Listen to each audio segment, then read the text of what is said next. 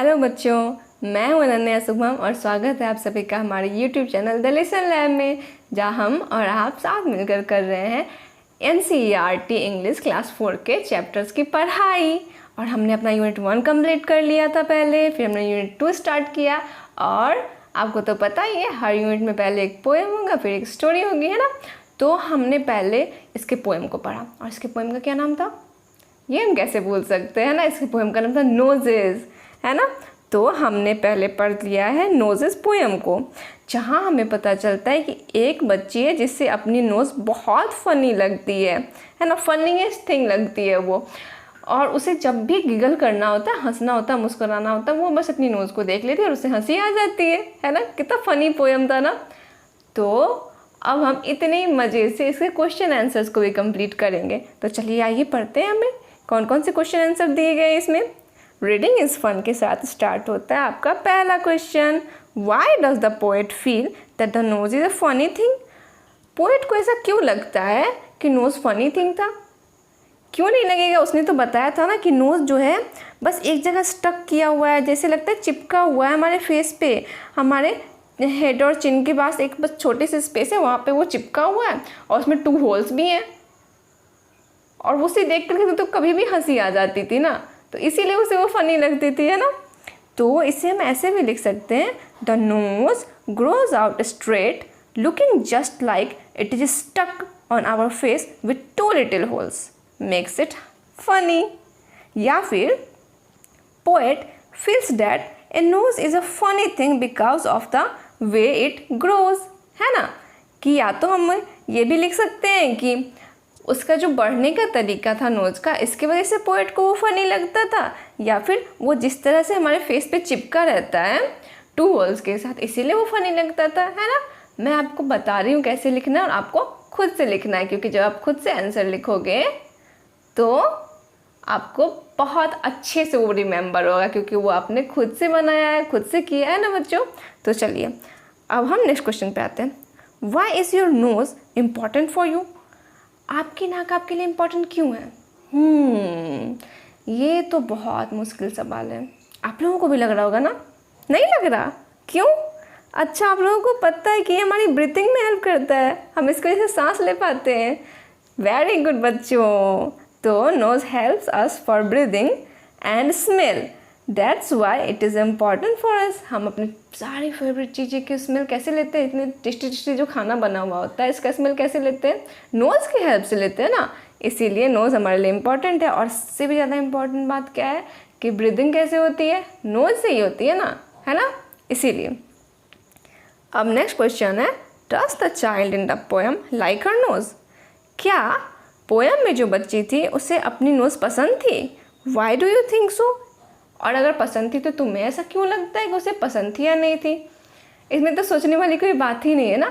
उसे तो अपनी नोज़ पसंद थी, क्योंकि वो उसे बहुत फ़नी लगती थी। उसे देखकर वो कभी भी हंस सकती थी, कभी भी मुस्कुरा सकती थी, है ना।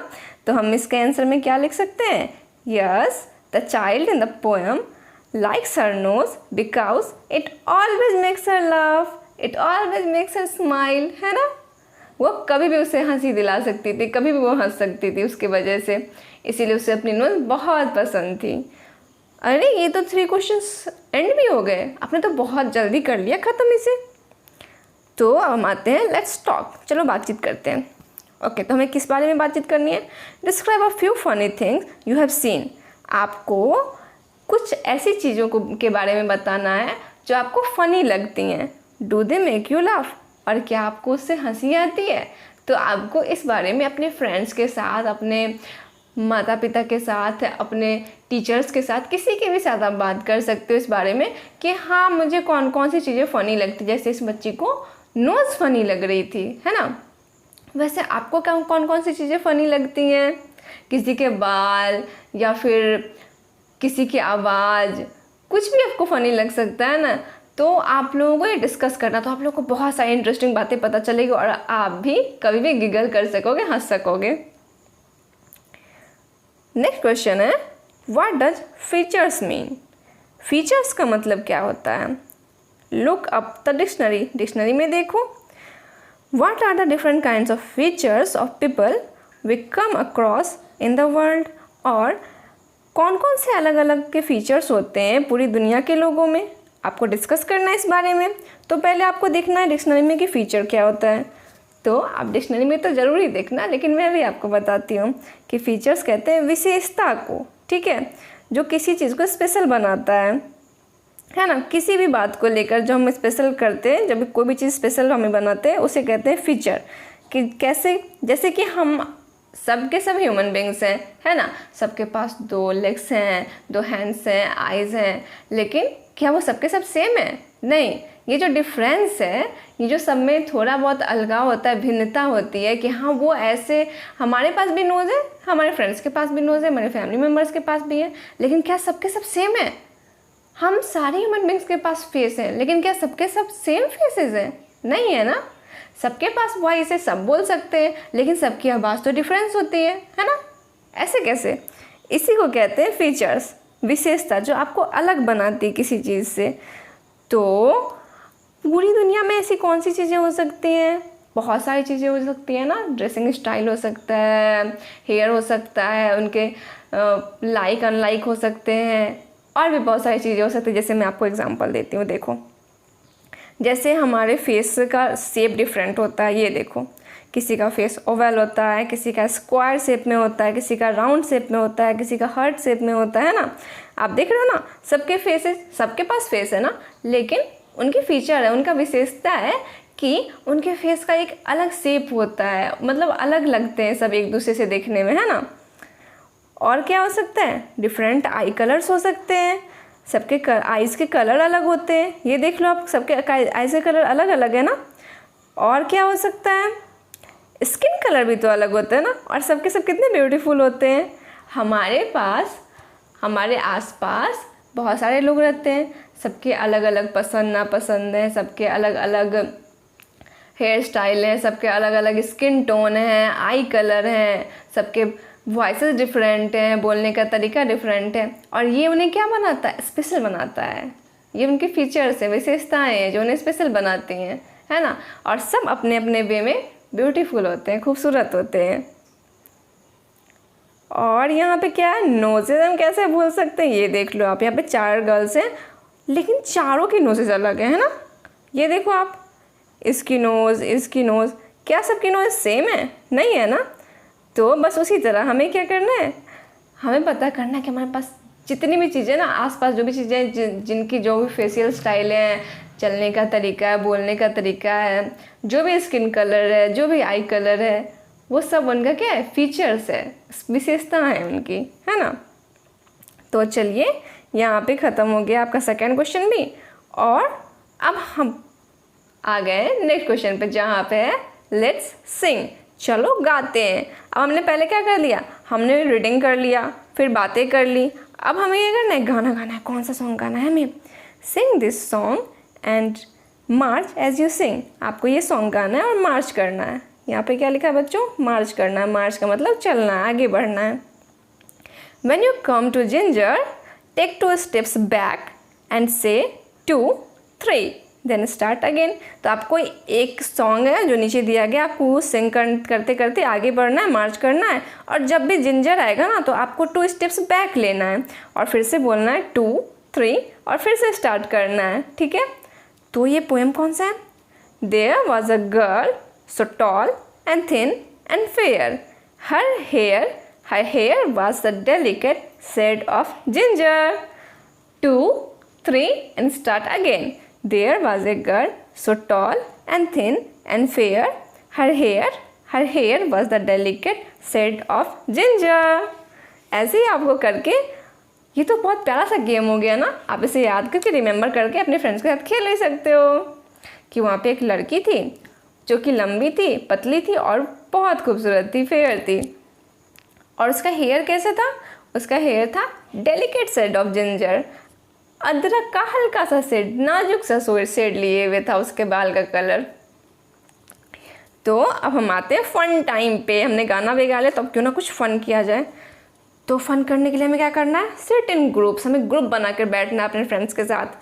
Look at your friends face. अब आपको अपने फ्रेंड के फेस पे देखना है। And describe what you see. और आपको डिस्क्राइब करना है कि आप क्या देख रहे हो।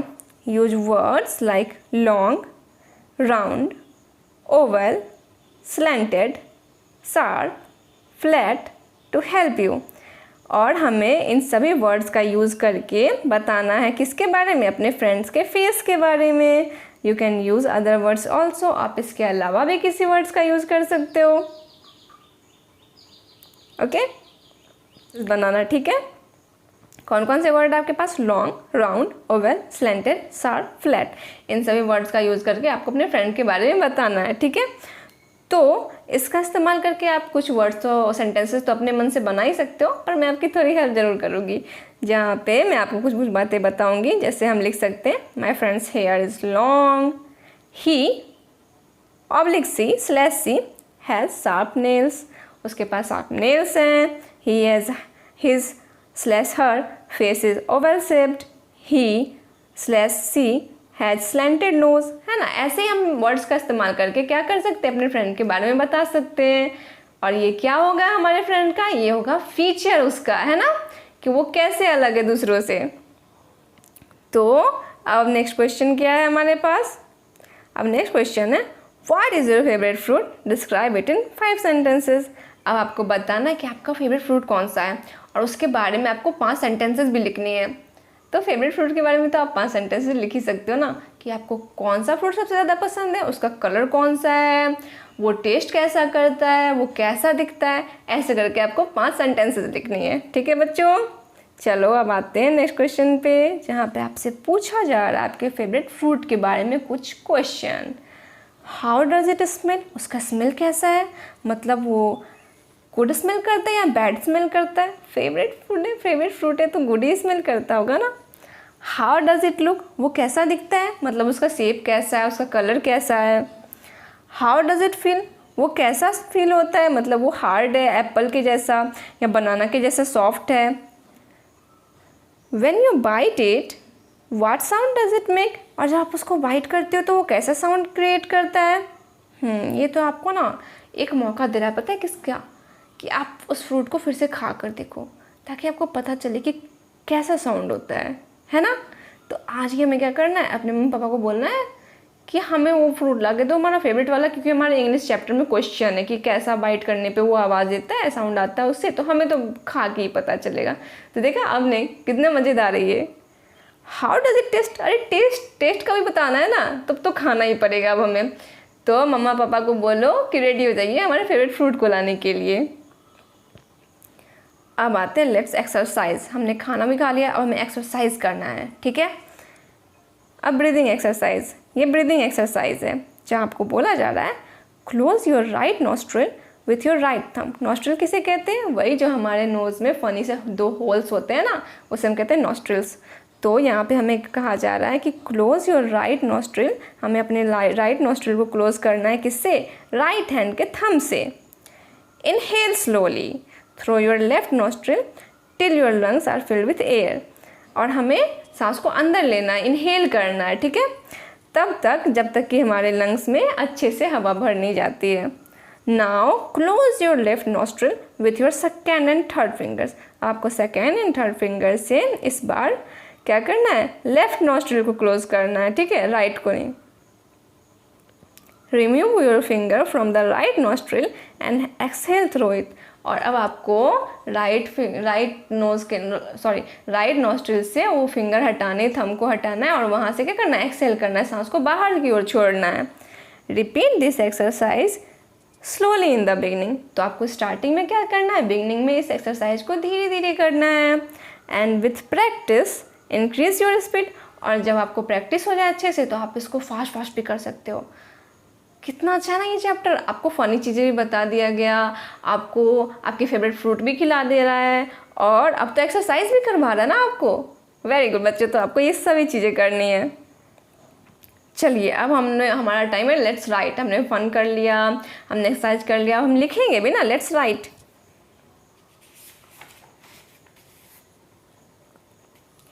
Do you know a fish breathes from gills? Write 2 sentences about other animals which can breathe underwater. तो आपसे पूछा जा रहा है कि बच्चों क्या आपको पता है कि फिश जो है किससे सांस लेती है, अपने गिल्स से सांस लेती है। और write 2 sentences about other animals which can breathe under water. और आपको किन्हीं 2 और एनिमल्स के बारे में लिखना है जो कि अंडर वाटर सांस ले सकते हैं। तो सबसे पहले तो मुझे लगता है कि आप सबके सब इंटेलिजेंट हो। आप सभी को पता है ना कि फिश गिल्स से सांस लेती है, पता ही था मुझे, आप सबके सब इंटेलिजेंट हो। Yes we know a fish, sorry yes I know a fish breathes from its gills. ये तो पहला हो गया। अब हमें 2 सेंटेंसेस लिखने हैं, तो हम किसके बारे में लिख सकते हैं? वेल्स, डॉल्फिन्स, ये भी तो अपने गिल्स से लेती है ना सांस, है ना। उसके बाद फिर फ्रॉग के बारे में आपको पता है क्या? फ्रॉग अपनी स्किन से लेता है सांस। फ्रॉग ब्रीथ्स थ्रू स्किन, तो हम लिख सकते हैं ना, well breathes through gills under water, frog breathe through their skin under water, है ना। अब हम आते हैं सेकंड क्वेश्चन पे, जहाँ हमें कहा जा रहा है पंचुएट द फॉलोइंग पैसेज। हमें क्या करना है? एक नीचे पैसेज दिया गया, ये देख रहे हो आप, ये पैसेज दिया गया हमें, और हमें इसमें पंचुएशन मार्क डालना है। पर पंचुएशन मार्क किसे कहते हैं ये पता है? हाँ, बहुत सारे बच्चों को पता है ना, लेकिन फिर भी मैं आपको एक बार रिमेंबर तो करवा सकती हूँ ना। चलो, पंचुएशन मार्क किसे कहते हैं? Punctuation marks are symbol to create and support meaning within a sentence और to break it up. Punctuation marks का इस्तेमाल किस लिए किया जाता है? सबसे पहले तो ये क्या होता है? एक सिंबल होता है, ठीक है, जिसका यूज़ हम करते हैं किसी सेंटेंस को ब्रेक करने के लिए, उसे एंड करने के लिए, या फिर उसके सपोर्ट करने के लिए। और इसका एग्जांपल कौन कौन सा है आप देख सकते हो? Full stop, comma, question mark, exclamation mark, colons, apostrophes और स्पीच मार्क्स, है ना। ये सभी इसके एग्जाम्पल्स हैं, ठीक है। जैसे कि मैं आपको ऐसे ही बताती हूँ, देखो यहाँ पे जब आपसे पूछा गया कि do you know if fish breathes through gills, तो यहाँ क्या है? क्वेश्चन मार्क्स का यूज़ किया गया। और जब सेंटेंस खत्म हो गया तो हमने किसका यूज़ किया? यहाँ पे फुल स्टॉप का यूज़ किया, है ना। तो इसी तरह हम क्या करते हैं? पंचुएशन मार्क्स का यूज़ करते हैं। हमारे पास कुछ कॉमन पंचुएशन मार्क्स होते हैं, ठीक है, जैसे फुल स्टॉप। फुल स्टॉप का यूज़ कहाँ पे होता है? किसी भी सेंटेंस को जब हम एंड करने वाले होते हैं तो हम वहाँ पे फुल स्टॉप का यूज़ करते हैं। क्वेश्चन मार्क का यूज़ हम कब करते हैं? जब हम किसी क्वेश्चन को एंड करने वाले रहते हैं, जिसका एग्जांपल मैंने आपको अभी दिखाया था, है ना, कि do you know a fish breathes from its gills. और यहाँ पे क्या है? क्वेश्चन मार्क का यूज़ किया गया है। उसके बाद क्या होता है? एक्सक्लेमेशन मार्क का यूज़ कहाँ होता है? जहाँ हमारे पास कोई एक स्ट्रॉन्ग फीलिंग होती है, ठीक है, जैसे कि हम सैड हों बहुत ज़्यादा, या खुश हों बहुत ज़्यादा, या एक्साइटेड हों, तो हम किस चीज़ का यूज़ करते हैं? एक्सक्लेमेशन मार्क का यूज़ करते हैं, ठीक है। उसके बाद है कोमा का यूज़ हम क्यों करते हैं? कोमा का हम यूज़ करते हैं जब हम एक ही सेंटेंस में 2-3 वर्ड्स लिख रहे होते हैं, जहाँ पे हमें थोड़ी देर वेट करना होता है, या तो हमें उसे अलग करना है, डिफरेंट करना है एक दूसरे से, या फिर हमें थोड़ा टाइम के लिए बस स्टॉप होना है, रुकना है, तो वहाँ पे क्या करते हैं? कोमा का यूज़ करते हैं। जैसे कि आप देख सकते हो एज एग्जांपल आपके क्वेश्चन में, यहाँ पे देखो, long comma, round comma, oval comma, slanted comma, है ना। तो और कौन कौन से होते हैं हमारे पास कोमा के बाद?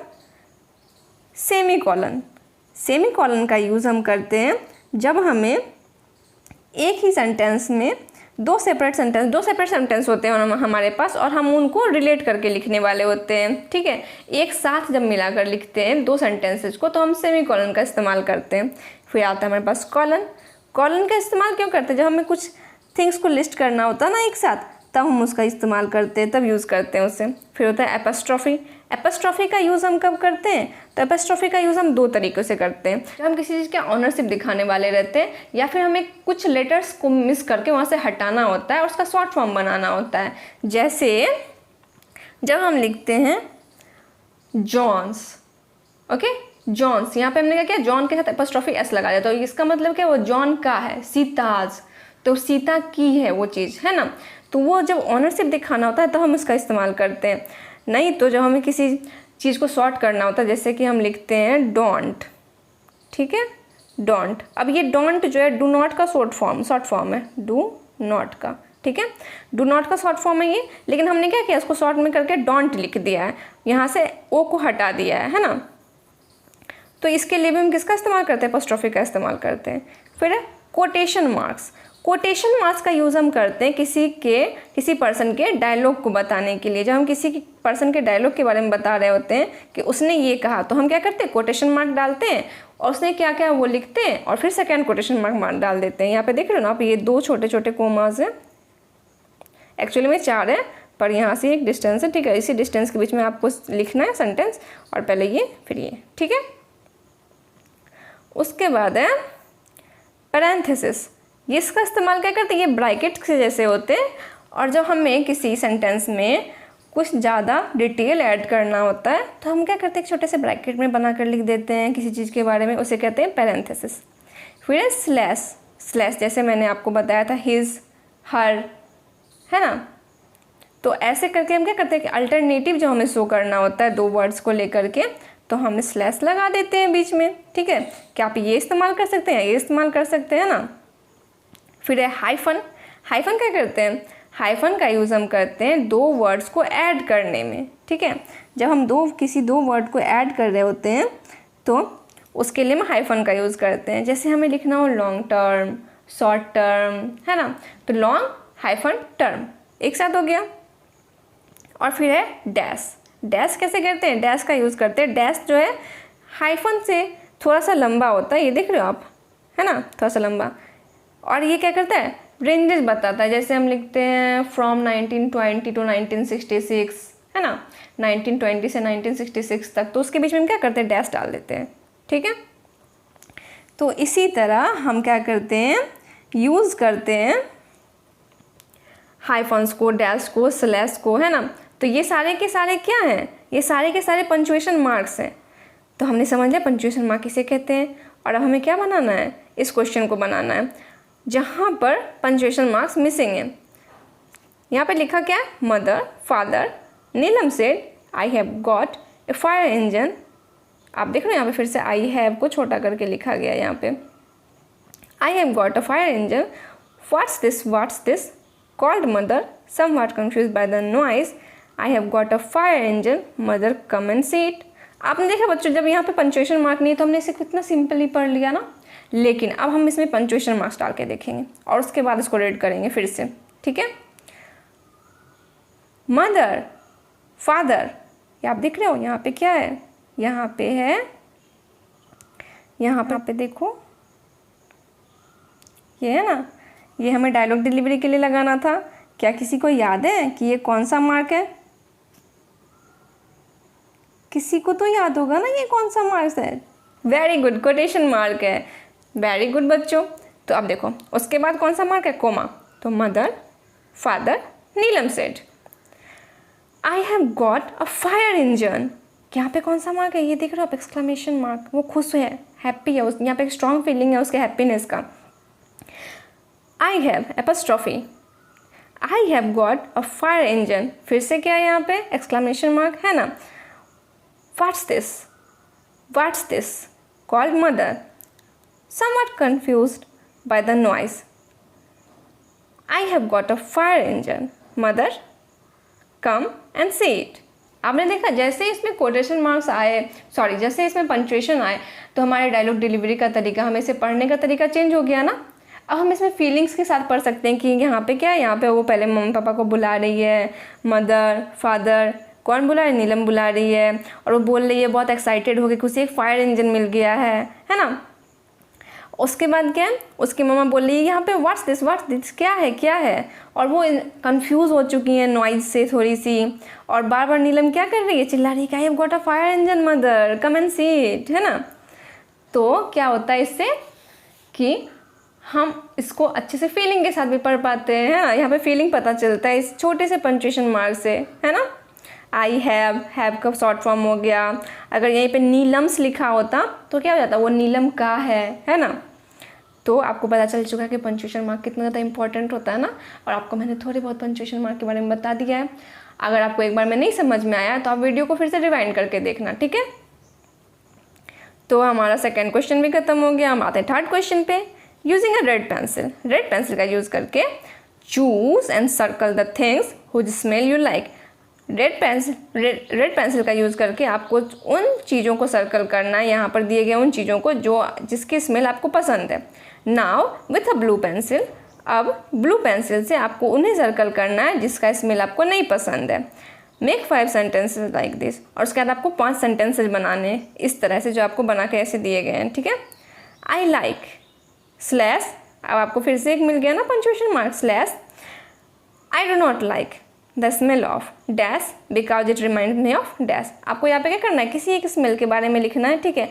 और फिर आप अगर वहाँ पे लिख रहे हो कि वो स्मेल आपको पसंद है तो क्यों पसंद है, वो आपको किस चीज़ की याद दिलाता है, और अगर नहीं पसंद है तो किस चीज़ क्यों नहीं पसंद है, वो आपको किस चीज़ की याद दिलाता है, वैसे करके आपको लिखना है, ठीक है। तो पहले आपको क्या करना है, पहले आपको रेड पेंसिल से सर्कल करना है उन सभी चीज़ों को जिसकी स्मेल आपको पसंद है, और ब्लू से उसे जिसकी स्मेल आपको नहीं पसंद है। जैसे पेट्रोल, मुझे पर्सनली पेट्रोल की स्मेल नहीं पसंद है तो मैं इसे ब्लू से सर्कल कर देती हूँ, ओके। और फिर मैं एक रेड लेती हूँ, रेड कोई अच्छी चीज़ को सर्कल करती हूँ जो मुझे पसंद है बहुत। और किस चीज़ की स्मेल मुझे पसंद हो सकती है, चॉकलेट्स की स्मेल, है ना। तो ऐसे ही आपको जो आपको चीज़ें पसंद हो उसको रेड से, और जो चीज़ें आपको स्मेल नहीं पसंद हो जिसकी, उसको ब्लू से सर्कल कर सकते हैं ना, कर लेना है। उसके बाद हमें क्या करना था, सेंटेंस बनाना था ना, 5 सेंटेंसेस बनाने थे। कैसे, आई लाइक या फिर I do not like the smell of dash because it reminds me of dash. In blanks को हमें भरना है, ठीक है। तो मैंने कुछ बनाया आप लोगों के लिए, चलिए हम कुछ सेंटेंसेस पढ़ते हैं जो मुझे लगता है मैंने अपने हिसाब से बनाया है, और आप अपने हिसाब से बना सकते हो, है ना। I like the smell of scent because it reminds me of rose. मुझे सेंट का स्मेल पसंद है क्योंकि मुझे ये किसकी याद दिलाता है, रोज़ की याद दिलाता है। I don't like the smell of रॉटन fruits. मुझे सड़े हुए फलों की स्मेल बिल्कुल नहीं पसंद, because it reminds me of garbage, क्योंकि ये मुझे गार्बेज की याद दिलाता है। I like the smell of chocolate because it reminds me of chocolate cake. मुझे चॉकलेट की स्मेल पसंद है क्योंकि ये मुझे चॉकलेट केक की याद दिलाता है। I like the smell of agarbatti because it reminds me of champa. अगरबत्ती में बहुत सारे फ्लावर्स के स्मेल आते हैं, तो मुझे कौन सा फ्लावर पसंद है, चंपा, तो इसलिए मुझे अगरबत्ती जिसमें से कि चंपा की स्मेल आ रही है वो पसंद आ रहा है, ठीक है। I don't like the smell of shoes because it reminds me of रॉटन egg. जब हम शूज़ को साफ़ नहीं करते, वो डर्टी रहता है तो बहुत गंदा स्मेल करता है ना। तो ऐसे जैसे मैंने 5 सेंटेंसेस बनाए वैसे आप भी 5 सेंटेंसेस बना सकते हो, है ना। बस आपको लिखना है कि आप यू लाइक और you don't like the smell of dash because it reminds me you of dash, ठीक है। आपको क्या वो स्मेल क्यों पसंद है या फिर क्यों नहीं पसंद है, ऐसे आपको लिख देना है। ऐसे करके आपको ये 5 सेंटेंसेस बनाने के लिए यहाँ पर ब्लैंक जगह छोड़ा गया था जो मैंने आपको बताया है पहले से, ठीक है। और फिर से हमारे पास एक छोटा सा प्यारा सा पोएम है, लेट्स सिंग। चलिए हम लोग गाना गाते हैं साथ में, इस पोएम को गाते हैं साथ में, लेट्स सिंग। हमें फिर से गाने को कहा जा रहा है, हमारे पास फिर से एक क्यूट सा पोएम आने वाला है। व्हाट इज़ इट, ये क्या है, हमें पता करना है कि क्या है वह। Tall ears, twinkly nose, tiny tail and hop he goes. उसके कान लंबे हैं, उसकी नोज ट्विंकली है, उसकी टेल टाइनी है, और वो हॉप करके जाता है, मतलब वो जंप करके जाता है। What is he, can you guess, वो क्या है, क्या तुम गेस कर सकते हो। आई फीड हिम कैरेट्स, मैं उसे कैरेट्स खिलाती हूँ, एंड वाटर क्रेस, और watercress. His ears are long, उसके कान लंबे हैं, हिज टेल इज स्मॉल, और उसकी पूँछ छोटी सी है, and he doesn't make any noise at all, और वो बिल्कुल भी कोई भी नॉइज़ नहीं करता। Tall ears, twinkly nose, tiny tail and hop he goes, ठीक है। तो क्या आप बता सकते हो ये क्या है, ये है प्यारा सा क्यूट सा रैबिट। और यहाँ पे एक वर्ड है आपके लिए, वाटर क्रेस, कि वो उससे पहले क्या खिला रहे हैं, कैरेट्स खिला रहे हैं, गाजर, और उसका वाटर क्रेस। वाटर क्रेस किसे कहते हैं, मैं आपको दिखाती हूँ। ये जो पानी के ऊपर ये जो पत्ते हैं ना, ये जो प्लांट है इसे ही कहते हैं वाटर क्रेस, ठीक है। ये इसे हिंदी में जलकुंभी भी कहा जाता है, ठीक है। या फिर कोई प्लांट जो पानी के ऊपर उगता है, इसे नॉर्मली इसे जलकुंभी ही कहा जाता है। अगर आपकी लैंग्वेज में कुछ और बोला जाता हो तो आप मुझे कमेंट बॉक्स में मेंशन करके बता सकते हो, ठीक है। तो वो क्या खाता है, इसे भी खाता है और कैरेट्स भी खाता है। तो हम लोग इसको फिर से पढ़ते हैं। Tall ears, twinkly nose, tiny tail and hop he goes. What is he? Can you guess? I fed him carrots and watercress. His ears are long, his tail is small, and he doesn't make any noise at all. Tall ears, twinkly nose, tiny tail, and off he goes. कितना प्यारा cute सा poem है ना। आप भी जब इसे सिंग करोगे तो बहुत मज़ा आएगा। आप अपने फैमिली मेम्बर्स के साथ, फ्रेंड्स के साथ बैठ के इसे सिंग करना, ठीक है, गाना। और इसे लिखा किसने? मैरी लुइस एलन ने लिखा है। अब हमारे पास फिर से एक क्वेश्चन है। ओके, कौन सा ये क्वेश्चन है? Right 3 pairs of words that rhyme with each other. हमें 3 पेयर ऑफ वर्ड लिखने जो कि एक दूसरे के साथ राइम करते हैं। यहाँ पे आपको कोई राइमिंग वर्ड दिख रहा है? जैसे कि आप देख सकते हो नोज गोज। ओके, मैं पहले कलर चेंज करती हूँ।